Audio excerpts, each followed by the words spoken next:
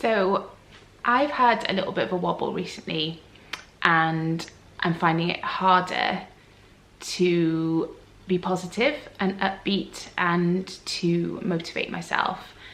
Not all the time, but some of the time. And I thought I'm very good at picking up the camera when I'm feeling okay and when I'm feeling like mentally capable of dealing with it. I'm not so good at just sitting down and chatting when I'm not feeling so great. So I thought I would do that today. I think it's important that I talk to you on the days where I do feel a little bit wobbly about how I bring myself back from that, what I do to be as positive as I can be. And I think a lot of us, if not all of us, are struggling with that in general at the moment, given the situation with the world right now, and throw into that dealing with the loss of somebody that's one of the closest people to you. Then it is difficult to process and to deal with. So I just thought I would share with you and talk to you about the things that help me.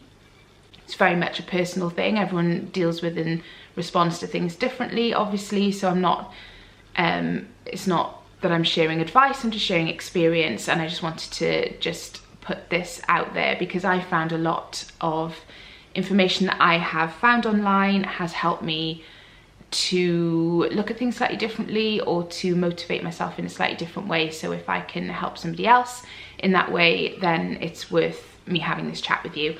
So the first thing I wanted to say really, and the most important thing, sorry, I thought someone was coming in then because the door moved, it's the dog. The most important thing is that I have a choice every single morning when I wake up. I have a choice as to how my day's gonna go, really. That's the bottom line. I don't wake up feeling, you know, positive and full of beans and grateful.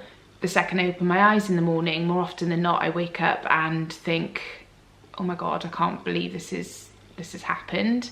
And then I have a choice as to where I go from there.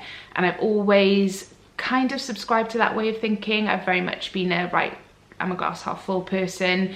I have a lot to be thankful for, so I'll focus on that and not the things that aren't so good.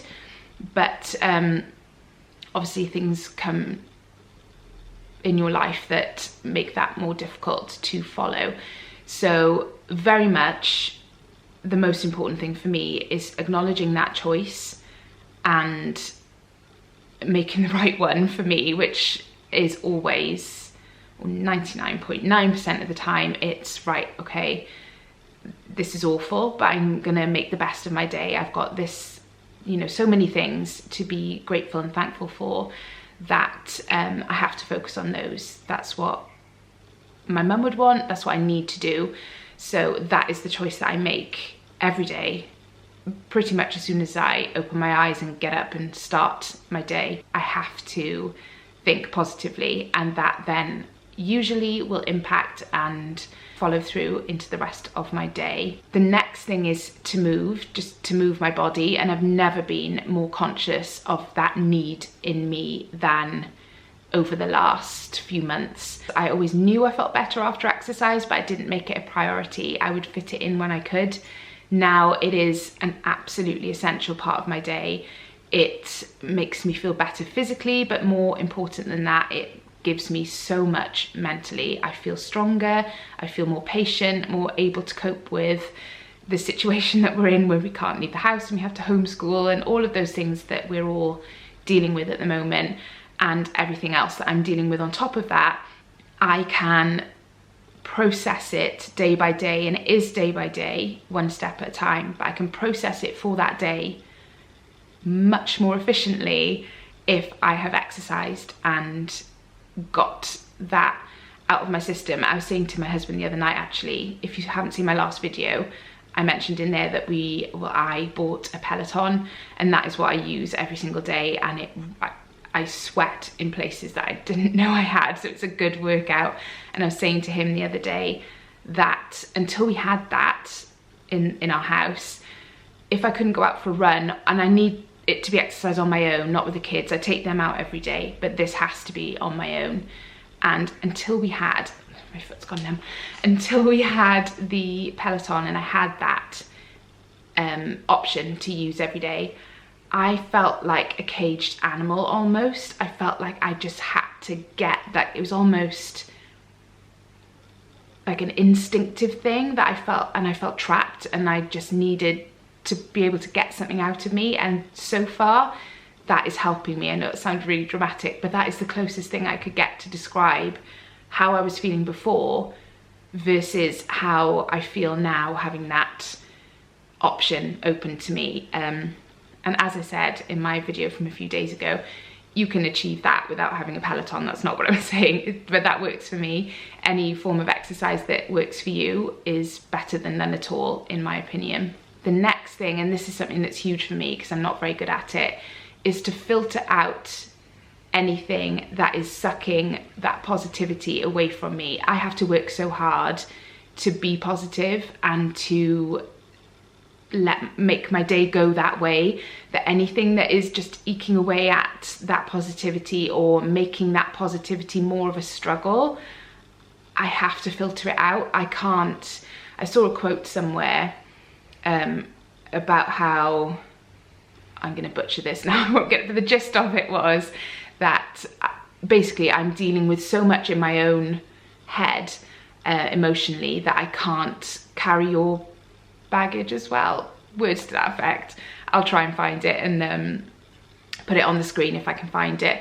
But basically I feel like I have to filter, I have to remove any negativity from my space at the moment. I cannot deal with it.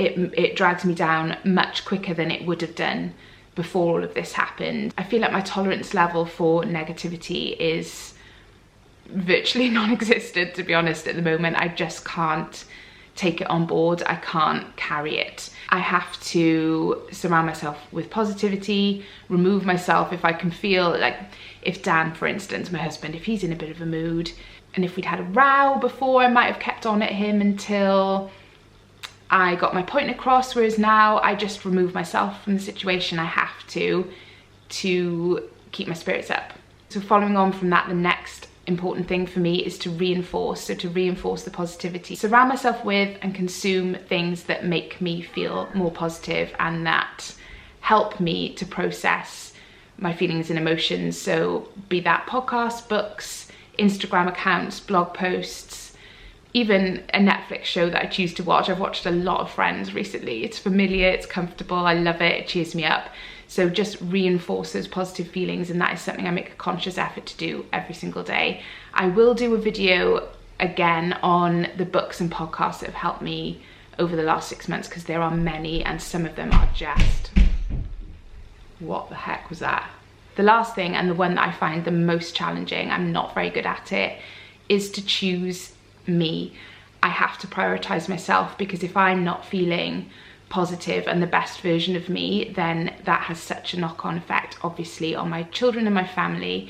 So I am making positive steps to choose me, starting with the Peloton and the 30 minutes a day on that, which has just made the biggest difference to me. It's huge. So that was the first step. And not feeling guilty for taking time to myself, which I always have historically felt really guilty, like I shouldn't do it. I've got hiccups. Nonsense. I have to do it. If I'm not happy and healthy and enriched and inspired and all of those things, all of those words, then how can I possibly be the best version of me for my children and my family? So that is a huge one. So taking time to read, taking time to exercise, just admitting to myself and to others if I need some time on my own. I'm somebody that needs time on my own, and I've always felt a bit guilty about that, like a bit weird that I need to take myself away and be on my own for at least an hour every evening. But it's okay, it's all right to do that if it makes me a happier and better person for it. So that is a big learning curve for me, but an important one. Yeah, you can. Marnie just came into the room with the iPad to show me some photos that she'd found of herself as a baby, and she's now turned the volume right up, so I better go. I hope you've enjoyed this. I know it's a bit waffly, but I just wanted to share how I'm feeling and how I'm dealing with those feelings. So I hope this has made sense to someone or helped somebody. That's really why I wanted to have this chat. She's sleeping, is she? Oh good, the dog is sleeping. Thank you so much for watching and your support and kindness. Okay, I'll click it. Thank you so much for watching. I'd better go. Thanks for watching and I will see you in my next one. Bye. You click in turn it off for me, you. Marnie is behind the camera now, operating my tripod. Go on then, click the button. Do you want to click the button? Do you want to turn it off? Where's the love button? No, it's that one.